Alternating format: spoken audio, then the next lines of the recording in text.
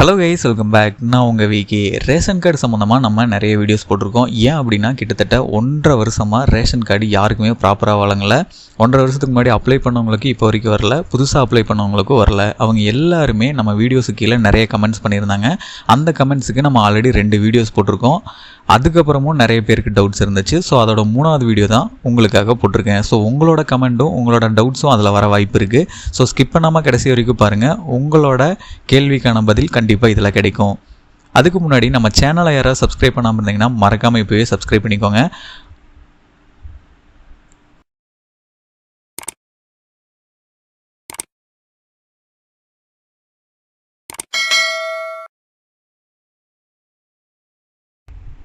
First comment Prashanth Rajendran அப்படிங்கிறவங்க பண்ணியிருக்காங்க. அப்பாக்கும் எனக்கும் ஆதாரில் சேம் டோர் நம்பர் இருக்குது. ஸோ தனியாக ரேஷன் கார்டு அப்ளை பண்ணலாமா?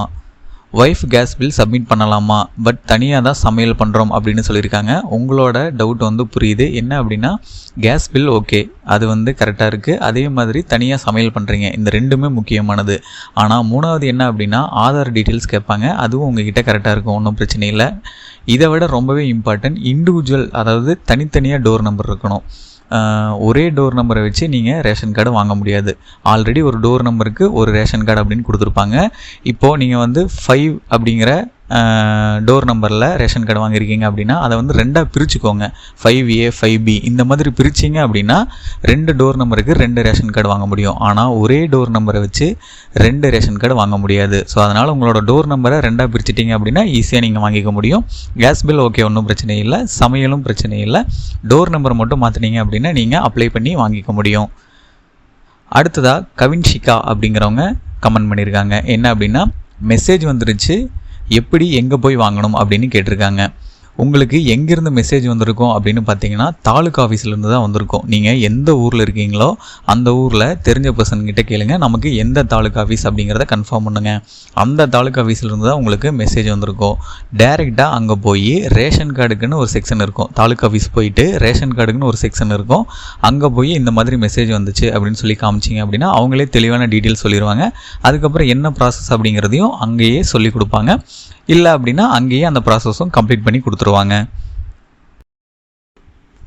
அடுத்ததாக ஹேமா மாலினி அப்படிங்கிறவங்க கமெண்ட் பண்ணியிருக்காங்க. ப்ரோ, நான் ரேஷன் கார்டு அப்ளை பண்ணி 8 மந்த் ஆகுது, இன்னும் ஸ்டேஜ் 2ல் தான் இருக்குது. எப்போ ப்ரோ வரும்? இதுக்கு என்ன பண்ணுறது அப்படின்னு கேட்டிருக்கீங்க.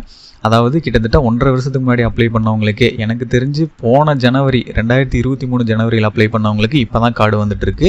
ஸோ டிஸ்ட்ரிக் வைஸ் இது வேரியேஷன் ஆகும். இப்போ என்ன அப்படின்னா ஒரு டிஸ்ட்ரிக்டில் 3 மாதத்துக்கு முன்னாடி அப்ளை பண்ணவங்களுக்கு கார்டு வந்திருக்கும். ஆனால் ஒரு சில டிஸ்ட்ரிக்டில் பார்த்திங்கன்னா போன வருஷம் அப்ளை பண்ணவங்களுக்கே இன்னும் வரல. இது டிஸ்ட்ரிக் வைஸ் வேரியேஷன் ஆகுது. ஸோ அதனால் என்ன பண்ணணும் அப்படின்னா ஸ்டேஜ் 2 ஸ்டேஜ் 3 இப்படின்னு பார்த்துட்டே இருந்தீங்கன்னா ரொம்பவே வெயிட் பண்ணுற மாதிரி இருக்கும். அது எப்போ வரும்னே சொல்ல முடியாது. ஒரே ஆப்ஷன் என்ன அப்படின்னா உங்களுக்கு எந்த தாலுக்கா ஆஃபீஸ் அப்படிங்கிறத கன்ஃபார்ம் பண்ணிவிட்டு அங்கே போய் ஒரு தடவை கிளியர் பண்ணிக்கோங்க. உங்களோட டவுட்ஸை கிளியர் பண்ணிட்டீங்க அப்படின்னா அவங்களே தெளிவாக சொல்லிடுவாங்க. இவ்வளோ நாள் ஆகும் அப்படின்னு சொல்லுவாங்க. இல்லை அப்படின்னா இவ்வளோ நாளுக்கு அப்புறம் மெசேஜ் வரும் அப்படின்னு சொல்லுவாங்க. ஆனால் அங்கே போய் தெளிவான டீட்டெயில்ஸை நீங்கள் சொல்லணும். போயிட்டு இந்த மாதிரி வந்திருக்கு அப்படின்னு சொன்னீங்க அப்படின்னா அவங்களோட ரெஸ்பான்ஸ் ப்ராப்பராக இருக்காது. அதனால் நீங்கள் என்ன பண்ணணும் அப்படின்னா தெளிவாக இந்த மாதிரி அர்ஜென்ட்டு, ஏதாவது எமர்ஜென்சி இதுக்காக தேவைப்படுது, ஆனால் இந்த ஸ்டேஜ்லேயே இருக்குது அப்படின்னு சொல்லி தெளிவாக சொல்லி பேசுனீங்க அப்படின்னா தான் அவங்க என்ன அப்படிங்கிறத தெளிவாக உங்களுக்கு சொல்லுவாங்க. அதுக்கப்புறம் நீங்கள் அவங்க எவ்வளோ டேட் சொன்னாங்களோ அது வரைக்கும் வெயிட் பண்ணி உங்களோட ரேஷன் கார்டை வாங்கிக்கலாம். இல்லை அப்படின்னா அதிலிருந்து மெசேஜ் வர்றதுக்கு ரொம்பவே டிலே ஆகும்.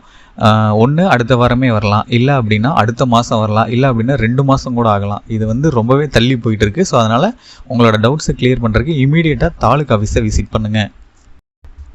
அடுத்ததாக நிகாஸ், இவங்க நமக்கு நெருங்கிய சப்ஸ்கிரைபர் ஆகிட்டாங்க. ஏன்னா அவங்களுக்கு அவ்வளோ பிரச்சனை இருக்குதுன்னு நினைக்கிறேன் ரேஷன் கார்டில். இதனால் நிறைய கமெண்ட் இவங்க பண்ணியிருக்காங்க. இப்போ என்ன கேட்டிருக்காரு அப்படின்னா, ப்ரோ எனக்கு 4 கட்டமும் சரிபார்க்கப்பட்டு மின்னணு அட்டை அச்சிடுதல் நிலையில் உள்ளது.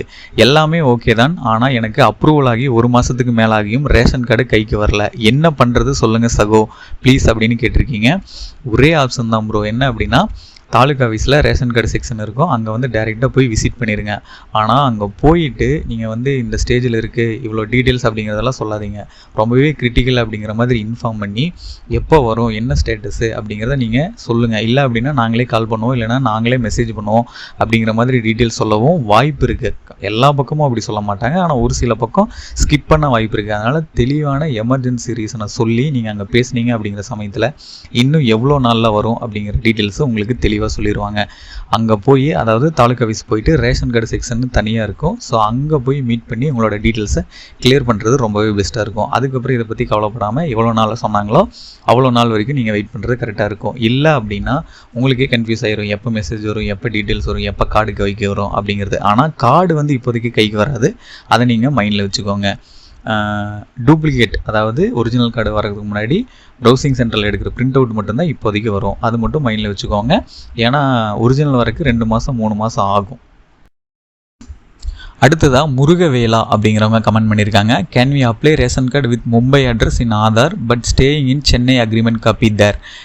இவங்க வந்து ஆல்ரெடி கமெண்ட் பண்ணியிருந்தாங்கன்னு நினைக்கிறேன். என்ன அப்படின்னா நீங்கள் வந்து மும்பை அட்ரஸில் இருக்கீங்க, ஆனால் சென்னை அக்ரிமெண்ட்டை வச்சு அப்ளை பண்ணலாமா அப்படிங்கிறது கம்பல்சரி கொஸ்டின் மார்க் தான். ஏன் அப்படின்னா ஒரு சின்ன கரெக்ஷன், நீங்கள் வந்து வீட்டு அட்ரஸ் இல்லை வீட்டு சமையல் இல்லை ஆதாரில் வந்து ஏதாவது டீட்டெயில்ஸ் சரியில்லை அப்படின்னாவே இமீடியட்டாக ரிஜெக்ட் பண்ணிடுறாங்க.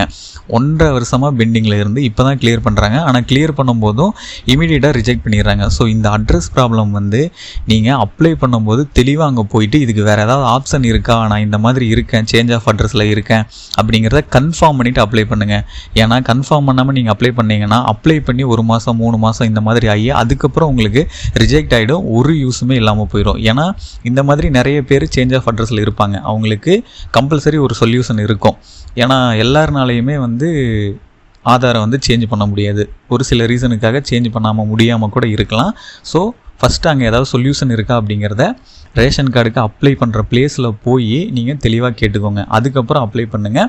சப்போஸ் இல்லை சேஞ்ச் ஆஃப் அட்ரஸ் பண்ணி தான் ஆகணும் அப்படின்னா கம்பல்சரி நீங்கள் அட்ரஸ் ஆதாரில் சேஞ்ச் பண்ணால் மட்டும்தான் நீங்கள் இங்கே அதாவது சென்னையில் வந்து ரேஷன் கார்டு எடுக்க முடியும். அடுத்ததாக லதா நிலா அப்படிங்கிறவங்க கமெண்ட் பண்ணியிருக்காங்க. ப்ரோ நான் செப்டம்பர் 2023 அப்ளை பண்ணேன் ப்ரோ, ஜூலை 2024 அப்ரூவல் ஆகிடுச்சு, பட் கார்டு பிரிண்டிங் ஸ்டேஜ்லேயே இருக்குது ப்ரோ, ப்ளீஸ் ரிப்ளை பண்ணுங்கள் எப்போ கார்டு வரும் அப்படின்னு கேட்டிருக்காங்க. அதாவது என்ன அப்படின்னா 2023 செப்டம்பரில் அப்ளை பண்ணியிருக்கீங்க, அதுக்கு முன்னாடி அப்ளை பண்ணவங்களே நிறைய பேர் இருக்காங்க.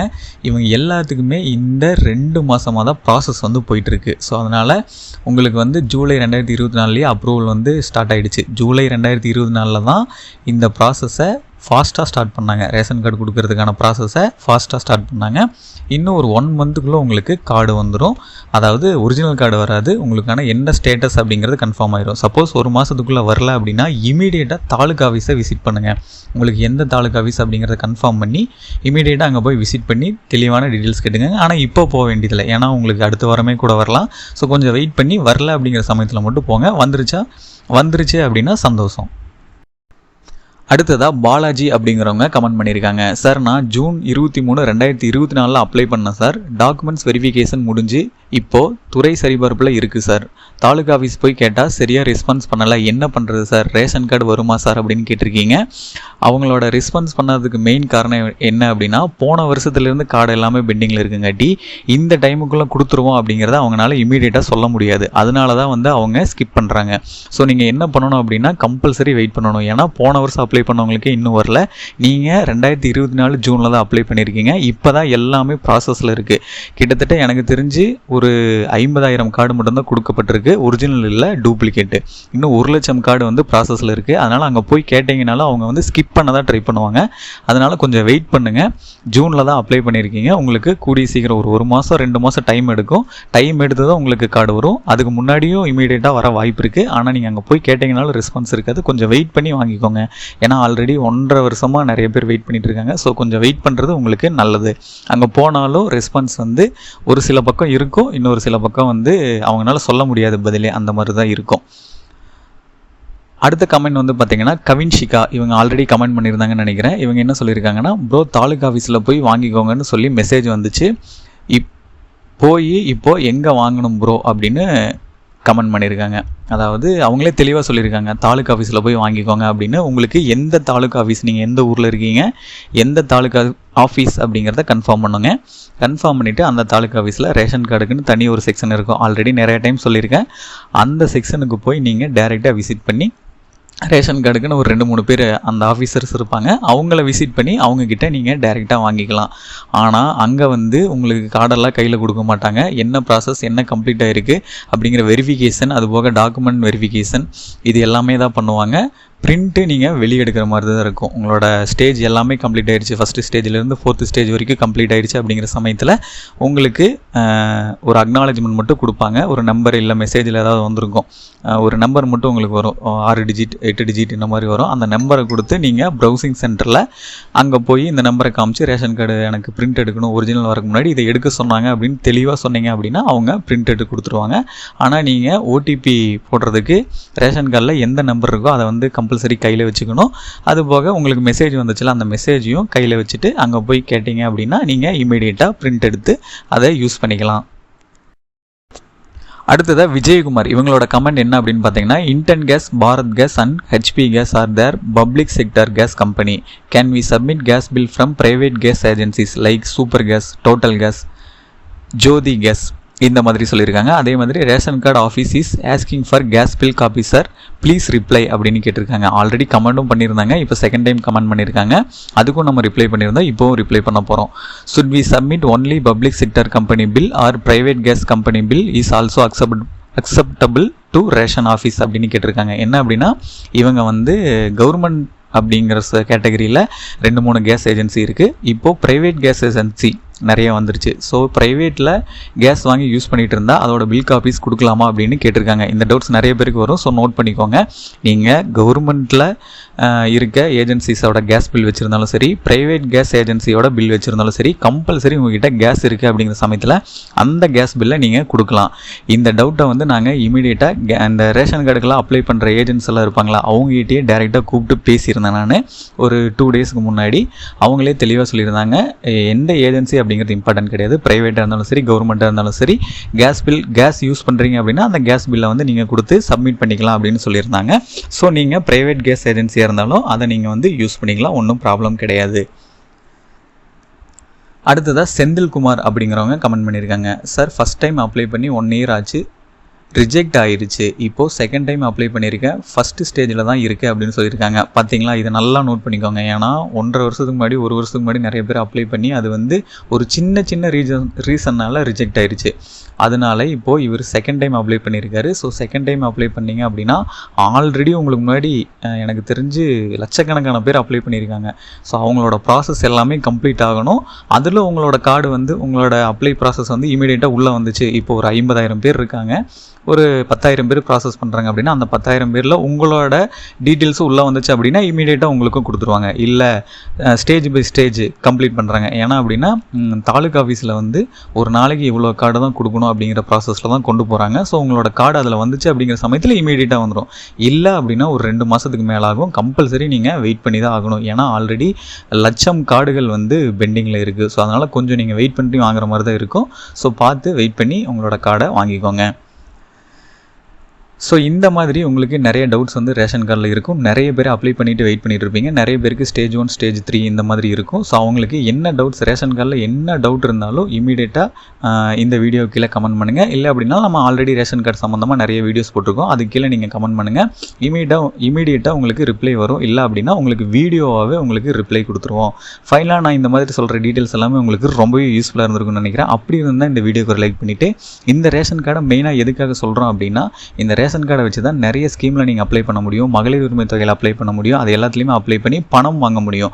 ஸோ இந்த பணம் வாங்குறதுக்கு ரேஷன் கார்டு கம்பல்சரி இம்பார்ட்டன்ட். அதனால தான் இந்த வீடியோ மெயினாக மேக் பண்ணியிருக்கோம். இது எல்லாமே உங்களுக்கு யூஸ்ஃபுல்லாக இருந்துச்சு அப்படின்னா இந்த வீடியோக்கு ஒரு லைக் பண்ணிவிட்டு, இந்த மாதிரி நிறைய பணம் சம்மந்தப்பட்ட வீடியோஸை உடனுக்குடனே தெரிஞ்சுக்கிறதுக்கு நம்ம சேனலை யாராவது சப்ஸ்கிரைப் பண்ணாமல் இருந்தீங்கன்னா மறக்காமல் இப்போயே சப்ஸ்கிரைப் பண்ணிடுங்க. அப்போ தான் நான் அப்புறம் ஒவ்வொரு பயனுள்ள வீடியோவும் உங்களுக்கு உடனுக்குடனே நோட்டிஃபிகேஷன்லாம் வந்து சேரும்.